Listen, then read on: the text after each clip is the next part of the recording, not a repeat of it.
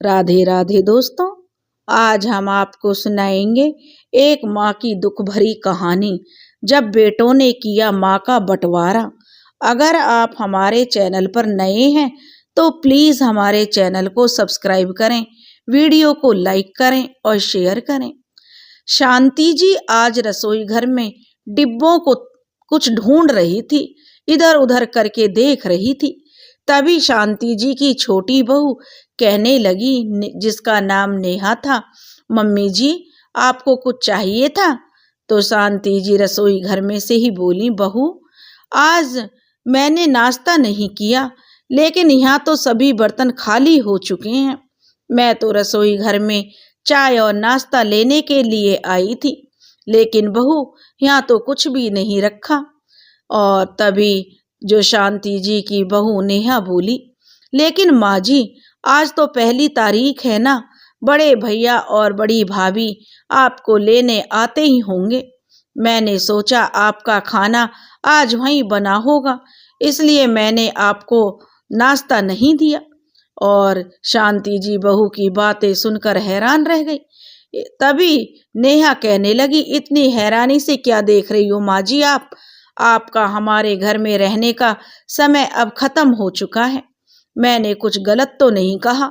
इतना सुनकर शांति जी बोली, देखो बहू, बड़ी बहू का फोन आया था ये बताने के लिए कि उसे 2 दिन के लिए अपने मायके जाना है, तो वह अभी मुझे 2-3 दिन लेने के लिए नहीं आएगी। यह बात सुनकर जो शांति जी की छोटी बहू आग बबूला होते हुए बोली, माँ जी आपके दोनों बेटे और बहुओं ने मिलकर यह तय किया था कि एक एक महीना बारी बारी से हम लोग आपको अपने साथ रखेंगे, और फिर महीने की पहली तारीख को ही ऐसा क्या हो गया जो उन्हें मायके जाना पड़ा। मुझे सब मालूम है, यह सब उनकी चाल है ताकि वह और 2 दिन के लिए आपसे छुटकारा पा सकें। ठीक है, यदि आप यहाँ पर 2 दिन ज्यादा रहेंगी तो आप अगले महीने की 3 तारीख को ही यहाँ पर वापस आएंगी। बड़ी भाभी को भी आपको 2 दिन ज्यादा रखना पड़ेगा। इतना सुनकर शांति जी की आंखें आंसुओं में भर गईं। वह चुप करके अपने कमरे में वापस लौट आईं और अपने पति श्यामलाल जी की तस्वीर के सामने बैठकर और कहने लगी, सुना आपने क्या कह रही है आपकी छोटी बहू? अब मैं इन सब पर बोझ बन गई हूँ। एक दिन ज्यादा भी मुझे अपने पास रखना इन लोगों को मंजूर नहीं है। अगर बड़ा बेटा मुझे लेने नहीं आया तो छोटी बहू ने मुझे नाश्ता देने से इनकार कर दिया। इतना भी सब कुछ सुनने से पहले भगवान ने मुझे अपने पास क्यों नहीं बुला लिया? और बोलते बोलते शांति जी की आंखों से झरझर आंसू बहने लगे। और फिर कुछ देर बाद अपने आंसुओं को पोंछते हुए शांति जी बोली, अब मैं उससे खाना मांगने भी नहीं जाऊंगी। अगर वह खुद मुझे नाश्ता देगी तो मैं खा लूंगी, नहीं तो भूखे पेट ही रह जाऊंगी। और मेरे पास कोई चारा भी तो नहीं है, वैसे भी भूख प्यास तो मर ही चुकी है। अब तो इतना लाचार तो शांति जी ने स्वयं को अपने पति के जाने के बाद भी महसूस नहीं किया था, जितना वे आज महसूस कर रही थीं। अपने बेटे और बहुओं के राज में वे अपने आप को ठगा सा महसूस कर रही थीं। 2 घंटे बाद छोटी बहू ने काम वाली बाई के हाथ खाना तो भिजवा दिया, लेकिन वह खाना अब उन्हें किसी भीख से कम नहीं लग रहा था। वे सोचने लगी, इतनी जिल्लत भरे खाने से तो भूखे मर जाना या शायद जहर खाना ही आसान था। बैठे बैठे मालती जी बरसों पुरानी बातें याद करने लगी। सोचने लगी, जब बड़े बेटे के जन्म के 2 वर्षों बाद मेरे दूसरे बेटे का जन्म हुआ था तो सब लोग कितनी बधाई दे रहे थे। सब कहते थे, तू तो बड़ी किस्मत वाली है, भगवान से बहुत अच्छा भाग्य लिखवा कर आई है। तुझे तो 2-2 बेटों की सेवा पाकर खूब ठाठ से तुम्हारा समय कटेगा। तुम दोनों का बुढ़ापा तो बड़े मजे से कटेगा। लेकिन आप क्या गए, मेरी तो जिंदगी ही नरक बन गई। जब तक हम दोनों साथ थे, हमारे दोनों बेटे हर बात मानते थे और क्या मजाल कि दोनों बहुओं के मुंह से भी कोई गलत बात भी निकल जाए। लेकिन आपके जाने की देर थी कि दोनों बेटों और बहुओं ने मुझसे बिना पूछे मेरे खाने पीने और रहने का भी बंटवारा कर दिया। एक बार भी मुझसे बात तक नहीं की कि आखिर मैं क्या चाहती हूँ। अपनी सहूलियत के हिसाब से मेरी रहने और खाने पीने की व्यवस्था कर दी इन लोगों ने। अरे बूढ़ी हो गई हूँ तो क्या हुआ, हूँ तो इनकी माँ ही। भिखारियों जैसी हालत कर दी है इन लोगों ने मेरी। अपने स्वर्गवासी पति की तस्वीर को निहारते निहारते शांति जी की आंखों के आंसू थमने का नाम नहीं ले रहे थे। श्यामलाल जी और शांति जी ने बहुत संघर्ष करके अपने दोनों बेटों को पाल पोस कर बड़ा किया था। उन दोनों ने अपने बच्चों की परवरिश में कोई कमी नहीं आने दी थी। श्यामलाल जी की सरकारी नौकरी थी, लेकिन बच्चों की पढ़ाई, स्कूल की फीस और अपने बूढ़े माता पिता की दवाइयों जैसे सारे खर्चे पूरे करने में श्यामलाल जी की पूरे महीने की तनख्वाह चली जाती थी। इसलिए शांति जी भी घर का काम करने के बाद सिलाइयाँ बुनने का काम करती थीं और ऊनी वस्त्र बनाकर दुकानों पर सप्लाई करती थीं, जिससे उन्हें कुछ बचत हो जाती थी। लेकिन जब दोनों बेटे बड़े हो गए तो उन्होंने शांति जी को यह काम करने से मना कर दिया था। तो शांति जी ने भी बिना किसी विरोध के उनकी बात मान ली थी। श्यामलाल जी और शांति जी ने बहुत मेहनत करके यह बड़ा सा मकान बनाया था। उसके बाद दोनों बेटों की भी पढ़ाई लिखाई पूरी हो गई और दोनों अच्छी नौकरी करने लगे थे। बड़े चाव से श्यामलाल जी और शांति जी ने अपने दोनों बेटे आकाश और विकास की शादियां की थीं। दोनों बेटे बहुएं उनका पूरा सम्मान किया करते थे। लेकिन कोरोना काल में श्यामलाल जी की अचानक यह दुनिया छोड़कर चल बसे। उसके बाद तो जैसे घर की काया पलट हो गई हो। दोनों बेटे जो राम लक्ष्मण की तरह रहा करते थे, उनमें झगड़ा होने लगा। बड़े अरमानों से श्यामलाल जी और शांति जी ने जो मकान बनवाया था, अब वह मकान 2 टुकड़ों में बंट चुका था और 2 अलग अलग घरों में तब्दील हो चुका था। घर के 2 टुकड़े होने के साथ ही शांति जी के दिल के हजारों टुकड़े हो गए थे। शांति जी बेचारी चुपचाप किसी से कुछ नहीं बोली थी। उनके मकान के आगे पीछे 2 गेट हुआ करते थे। उस मकान के बीचों बीच एक दीवार खींच दी गई। आगे का हिस्सा बड़े बेटे आकाश के पास और पीछे का हिस्सा छोटे बेटे विकास के पास आ गया था। घरों में आने जाने के रास्ते भी अलग अलग हो गए थे।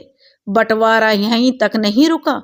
दोनों बेटे और बहुओं ने शांति जी से बिना पूछे उनका भी बंटवारा कर दिया और एक एक महीना दोनों ने शांति जी को रखने की जो शर्तें बांध ली और उन्हें यह फरमान भी सुना दिया गया कि जिसके पास भी माँ रहेंगी, पिताजी की पेंशन भी उस महीने उसी बेटे को मिलेगी। अब तो आलम यह था कि एक दिन ऊपर भी हो जाए तो शांति जी की बहुएं उन्हें दूसरे दिन चाय नाश्ता देने तक को भी तैयार नहीं थी। आज शांति जी बहुत उदास हो चुकी थी। सोचने लगी, हर महीने जो पेंशन आती है वह सारी की सारी बेटे ले जाते हैं। ऐसे लगता है जैसे मैं अपने खाने पीने और रहने की कीमत चुका रही हूँ। इसके बाद भी भिखारियों की तरह इन लोगों से खाना मांग रही हूँ। किसी ने सच्ची कहा है, माता पिता एक ही घर में रहकर 2-2 बेटों को पाल लेते हैं, मगर 2 बेटों की शादी के बाद दोनों मिलकर भी अपने माता पिता को नहीं पाल सकते। अब शांति जी बड़े बेटे और बहू के घर आ चुकी थी, लेकिन यहाँ भी उनकी उदासी दूर करने वाला कोई नहीं था। शाम के समय जब शांति जी टहलने के लिए पार्क में गईं तो वहां उनकी जो महिला मंडल वाला ग्रुप मथुरा वृंदावन जाने का प्रोग्राम बना रहा था और शांति जी से बोले, तुम भी चलो ना हमारे साथ। जो उनकी एक जानने वाली मित्र सुषमा जी ने कहा तो उनकी बात सुनकर शांति जी को ऐसे लगा कि जैसे उनके दिल की बात किसी ने कह दी हो। वो सोचने लगी कि कुछ समय पहले जब उन्होंने अपने छोटे बेटे के सामने मथुरा वृंदावन जाने की इच्छा जाहिर की थी तो उसने बहुत ज्यादा खर्चा हो जाएगा ऐसा कहकर उनके छोटे बेटे ने उनकी वृंदावन यात्रा की बात को टाल दिया था। शांति जी मन महसूस कर रह गई थी। उन्होंने जाने का प्रोग्राम कैंसिल कर दिया था, लेकिन इस बार जब महिला मंडल का प्रोग्राम बन रहा था तो शांति जी खुद को रोक नहीं पाई और अपनी सहेली से कहने लगी, सुषमा, बहुत वर्षों से मेरा भी बहुत मन था कि मैं मथुरा वृंदावन जाऊं, लेकिन कभी मौका नहीं मिल पाया। मैं इस बारे में अपने बड़े बेटे आकाश से बात करके फिर आपको बताऊंगी। लेकिन जब उन्होंने घर पर आकर अपने बड़े बेटे से बात की तो बड़े बेटे आकाश से जो जवाब उन्हें मिला उसकी तो उन्होंने कभी कल्पना भी नहीं की थी। आकाश ने कहा, माँ, कितना फिजूल खर्ची करती हो आप, कितना वाहियात आइडिया है आपका और आपकी दोस्तों का। इस उम्र में घर पर रहकर भजन कीर्तन करना चाहिए। भगवान तो कन कन में व्यापत हैं, फिर जगह जगह उन्हें ढूंढने जाने का क्या मतलब है। अपने बेटे की बात सुनकर शांति जी की समझ में नहीं आ रहा था कि उनके बेटे ने इस तरह का जवाब उन्हें कैसे दे दिया और शांति जी सोचने लगी थी, क्या यह वही आकाश है जो आए दिन कुछ ना कुछ बहाना करके उनसे पैसे मांगता रहता था। लेकिन सब कुछ जानते समझते हुए भी उन्होंने कभी कोई रोक टोक अपने बेटों पर नहीं लगाई थी और आज जब उन्होंने उनसे कुछ पैसे मांगने चाहे तो वे बिना मतलब के बहाने बना रहे थे। आकाश की बात का शांति जी ने कोई जवाब नहीं दिया था और चुप करके वे वहां से चली गईं। अगले दिन सुबह जब शांति जी मंदिर गईं तो उनकी सहेली सुषमा भी मंदिर आई हुई थी।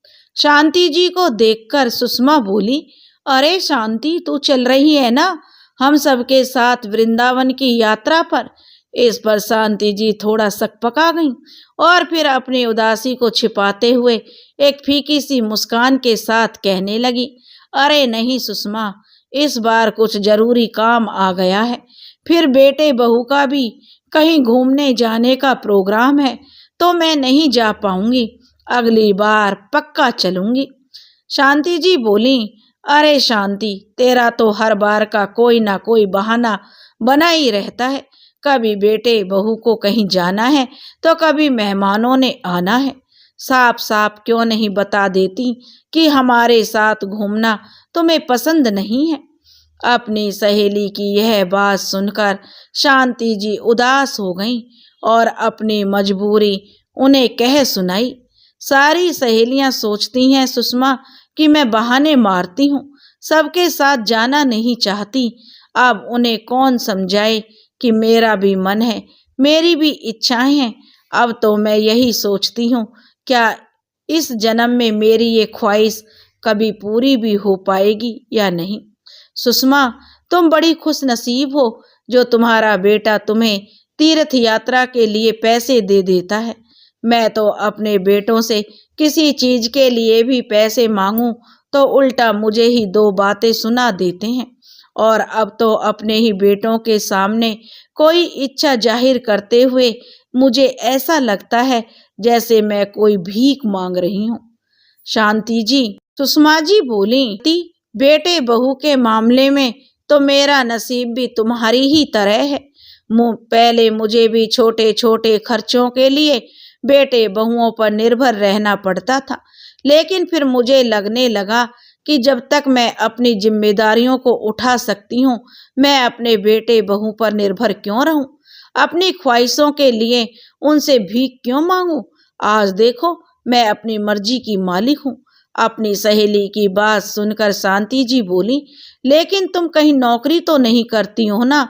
इस पर सुषमा ने हंसते हुए कहा, अरे नहीं शांति, मेरा खाना बनाने का शौक ही मेरे लिए वरदान साबित हुआ। मैंने तो केवल अपने हुनर को पहचान दी है, और जब मैंने मोबाइल पर यूट्यूब चलाना सीखा तो मैंने देखा कि मेरी जैसी कितनी ही बुजुर्ग औरतें अपना यूट्यूब चैनल चला रही हैं और अपने पैरों पर खड़ी हैं। मुझे उनसे बहुत प्रेरणा मिली और मैंने भी अपने पोते की मदद से एक यूट्यूब चैनल खोला और आज मैं आत्मनिर्भर हूँ। बात करते करते सुषमा जी ने कहा, अच्छा शांति, अब मैं चलती हूँ, बहुत देर हो गई, शाम को पार्क में मिलते हैं।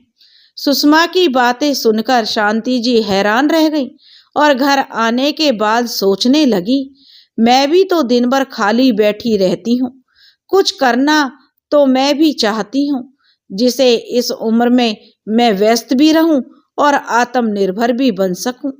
लेकिन मैं जानती हूँ इस काम में ना तो मेरे बेटे मेरा साथ देंगे और ना ही बहुएं, और बड़ी बहू तो मेरे पोता पोती को भी मेरे पास तक आने नहीं देती है।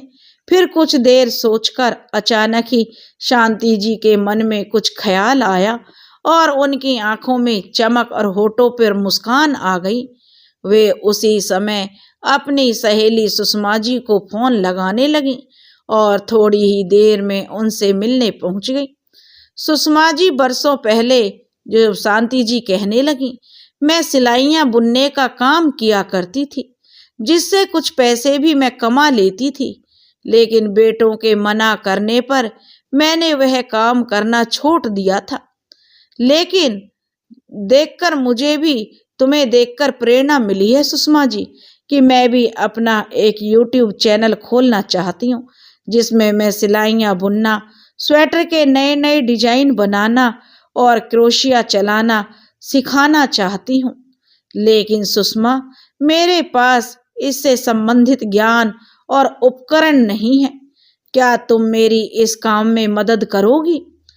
अब शांति जी की बातें सुनकर जो सुषमा जी मुस्कुराते हुए कहने लगी, अरे इसमें पूछने वाली क्या बात है शांति, यह काम तो तुम आज से ही, बल्कि मैं तो कहती हूँ अभी से ही शुरू कर सकती हो। मेरे पास अच्छी क्वालिटी के मोबाइल से लेकर रिंग लाइट तक सभी उपकरण मौजूद हैं। तुम्हारा चैनल खोलने से लेकर वीडियो अपलोड करने तक के सारे कार्यों को मैं जो तुम्हारी मदद करूंगी, तुम्हें सिखाऊंगी कि कैसे क्या करना है। बस फिर क्या था। शांति जी अगले दिन सुबह अपनी सहेली सुषमा के पास पहुंच गई। थोड़ी देर में ही सुषमा ने यूट्यूब चैनल बना दिया और फिर वीडियो बनाने की तैयारी करने लगी। शुरुआत में कैमरा के सामने आने में उन्हें कुछ झिझक हो रही थी। खैर, जैसे तैसे वीडियो बना और यूट्यूब पर अपलोड किया गया। लेकिन उनका दिल टूट गया जब उस वीडियो को महज 15-20 लोगों ने ही देखा। वो हर रोज सुबह सुषमा जी के पास आती, वीडियो भी बनाती, परंतु बहुत कम लोग ही उनकी वीडियो को देख रहे थे। शांति जी मेहनत करने के बावजूद भी उन्हें कोई रिस्पॉन्स नहीं मिल रहा था। आखिरकार वे हिम्मत हार कर घर बैठ गईं और जैसे तैसे उन्होंने अपनी नियति को स्वीकार कर लिया। लेकिन उसके करीब 1 हफ्ते बाद सुषमा का शांति जी के पास फोन आया। उन्होंने फोन पर जो बातें बताईं, वह सुनकर शांति जी की खुशी का ठिकाना नहीं रहा। सुषमा ने शांति जी को बताया कि शांति जी की एक वीडियो वायरल हो चुकी है, जिसे जो 2.5 लाख लोगों से भी ज्यादा लोग देख चुके हैं। आज शांति जी को अपने आप में एक नई ऊर्जा का अनुभव कर रही थी। अब उनका आत्मविश्वास बढ़ने लगा था और उन्होंने फिर से वीडियो बनानी शुरू की और फिर तो एक के बाद एक वीडियो वायरल होती चली गई। अब उन्हें अपना शौक पूरा करने का भी मौका मिल रहा था और अपने हुनर को पहचान देने का भी। 2 महीने के भीतर ही उनके पास उनकी पहली पेमेंट आ गई। अब तक तो वह वीडियो बनाने से लेकर एडिटिंग करने तक के सारे काम अब वो खुद करने लगी थी। पहली पेमेंट आते ही सबसे पहले उन्होंने अपने लिए बढ़िया से कैमरे वाला अच्छा सा मोबाइल फ़ोन खरीदा और कुछ ज़रूरी उपकरण खरीदे। जब यह सामान लेकर वह अपने घर पहुंची और कमरे में रखने लगी तो उनकी बड़ी बहू रानी हैरानी भरी नज़रों से कभी उनको तो कभी उनके सामान को देख रही थी। लेकिन शांति जी अपनी बहू की परवाह न करते हुए वीडियो बनाने की तैयारी करने लगी। लेकिन उनकी बहू को सारा माजरा समझते देर नहीं लगी और ऊंची आवाज में चिल्लाने लगी, अच्छा तो रोज सुबह शाम यह गुल खिलाने जाती थी आप? यह सब कुछ करने से पहले आपने हमसे एक बार भी पूछना तक जरूरी नहीं समझा माँ जी? बड़ी बहू की बातें सुनकर शांति जी को गुस्सा तो बहुत आया, लेकिन फिर भी उन सब बातों को उन्होंने नजरअंदाज कर दिया और फिर अपने कमरे का दरवाजा बंद कर लिया और वीडियो बनाने लगी। उधर छोटी बहू जब किट्टी पार्टी में गई तो उसकी सहेलियां उससे कहने लगी, अरे नेहा, तेरी सास तो यूट्यूब पर खूब धमाल मचा रही है। यह सुनकर नेहा कुछ हैरान सी रह गई, लेकिन जब उन्होंने शांति जी की वीडियो उसे दिखाई तो उसके पैरों तले जमीन खिसक गई और घर आते ही नेहा ने अपने पति के कान भर दिए। और आज जो शांति जी बेहद खुश थी, क्योंकि आज उन्होंने पहली बार अकेले में वीडियो बनाई थी। लेकिन वीडियो का काम निपटाने के बाद जैसे ही शांति जी ने दरवाजा खोला तो सामने उनके दोनों बेटे और दोनों बहुएं उनकी क्लास लेने के लिए तैयार खड़े थे। उन्हें देखते ही वे दोनों बेटे बहू शांति जी पर बरस पड़े। माँ, यह क्या तमाशा लगा रखा है आपने? क्या हमने कोई कमी छोड़ी थी तुम्हारे लिए? क्या तुम्हारी बहुएं तुम्हें खाना नहीं देती? इस उम्र में तो तुम्हें घर बैठकर भजन सिमरन करना चाहिए और अब तुम यह सब करने चली हो। अपने छोटे बेटे की बात सुनकर शांति जी कहने लगी कि बेटा, यह सब काम मैं अपने शौक से कर रही हूँ। तुम तो जानते ही हो कि सिलाइयाँ बुनना मेरा बरसों पुराना शौक था और जब मुझे इस शौक को पहचान देने का मौका मिल रहा है तो इसमें गलत क्या है? बताओ, तुम्हें क्या गलती नजर आती है? शांति जी की बात सुनकर बड़ी बहू कहने लगी, मुझे तो समझ ही नहीं आता कि पिताजी के जाने के बाद अब आप यह तमाशा क्यों करने चली हैं। पूरे मोहल्ले में हमारी नाक कटवा कर रख दी तुमने। बड़ी बहू की ये बात कहने की देर थी कि शांति जी के बड़े बेटे ने उन्हें फरमान सुना दिया, माँ, अगर यह सब तमाशा करना है तो कहीं और जाकर करो। हमारे घर में रहते हुए यह सब करने की कोई जरूरत नहीं है। शांति जी को काफी देर से अपने बेटे और बहुओं की बातें सुनती जा रही थी। यह देखकर वह हैरान थी, जिन बहुओं की आपस में कभी बनती ही नहीं, जो एक दूसरे का चेहरा देखने को भी तैयार नहीं थी, आज अपनी सास के खिलाफ एकजुट होकर खड़ी थी। लेकिन अपने बेटों की बातें ध्यान से सुनकर आखिर में शांति जी के सब्र का बांध टूट गया और फिर उन्होंने चुप रहना उचित नहीं समझा और रौब भरी आवाज में शांति जी बोली, बस बहुत हो गया, बहुत बोल लिया तुमने और बहुत सुन लिया मैंने। अपने बेटों को पाल पोस कर बड़ा करते समय एक पल भी मुझे यह ख्याल नहीं आया था कि यही बेटे आगे चलकर मेरी यह दुर्गति कर देंगे। तुम्हारे पिताजी क्या गए, तुमने तो अपनी माँ को माँ ना समझकर फुटबॉल समझना शुरू कर दिया, जिसे 1 महीने की पहली तारीख को ही किक मार के अपने घर से निकाल दिया जाता था। 2 वक्त की रोटी भी ऐसे तरसा तरसा कर दी जाती है जैसे किसी भिखारी को भीख दी जा रही हो। अपने बेटों को देखते हुए शांति जी बोली, और तुम पूछते हो क्या कमी रखी है हमने? अरे जिसके पास मैं रहती हूँ वह सारी पेंशन देती हूँ, लेकिन एक तीर्थ यात्रा पर जाने के लिए तुमसे कुछ पैसे क्या मांगे, तुमने साफ इनकार कर दिया और ऊपर से 4 बातें मुझे ही सुना डाली। वाह बेटा वाह, यह तो तुमने अच्छा सिला दिया मेरी ममता का। अच्छा हुआ कि तुम्हारे बाबूजी अब इस दुनिया में नहीं है, नहीं तो तुम्हारा यह रूप देखने के लिए मैं पूछती उनसे कि बूढ़ी हो गई हूँ तो क्या मेरी सारी ख्वाहिशें खत्म हो चुकी हैं? क्या मेरा दिल नहीं करता बाहर निकलने को? लेकिन बेटा अगर देखा जाए तो कसूर मेरा ही है। जब तुमने मकान के 2 हिस्से किए थे, मुझे उस समय ही चुप नहीं रहना चाहिए था। इस पूरे मकान के 6 कमरे थे, जिसमें तुमने 3-3 कमरों के 2 हिस्से कर दिए। मेरे अपने मकान में मेरे लिए कोई जगह नहीं छोड़ी, लेकिन आज मैं इस गलती को सुधारना चाहती हूँ। अब इस मकान के 3 हिस्से होंगे।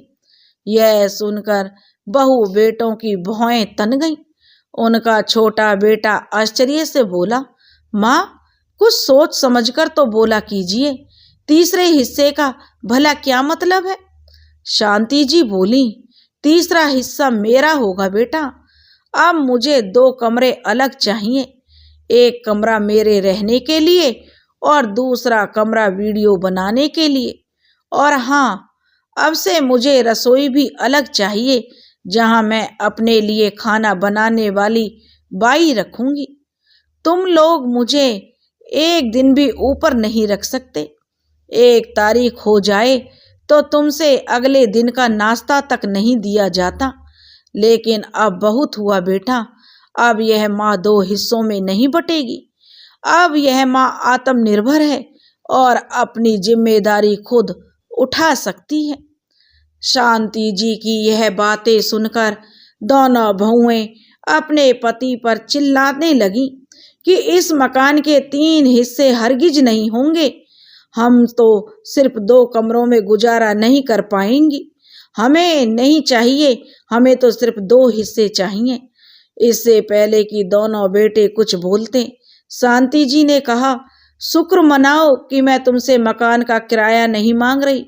यदि मेरा फैसला मंजूर हो तो ठीक है, नहीं तो तुम लोग अपना इंतजाम देख सकते हो। और हाँ, आज के बाद मैं अपने खर्चे स्वयं उठाऊंगी। अब से मुझे अपनी जिंदगी में किसी की दखल अंदाजी नहीं चाहिए। शांति जी की बातें सुनकर दोनों बेटे और बहुएं अपना सा मुंह लेकर आवाक खड़े रह गए। वे सब दंग थे। आखिर उनकी माँ में इतना आत्मविश्वास आया कैसे? परंतु अब ना तो उनके पास सवाल करने का हक था और ना ही शांति जी से जवाब पाने की उम्मीद। दोस्तों, अगर आपको यह कहानी पसंद आई हो तो प्लीज़ हमारे चैनल को सब्सक्राइब करें, वीडियो को लाइक करें और शेयर करें। राधे राधे।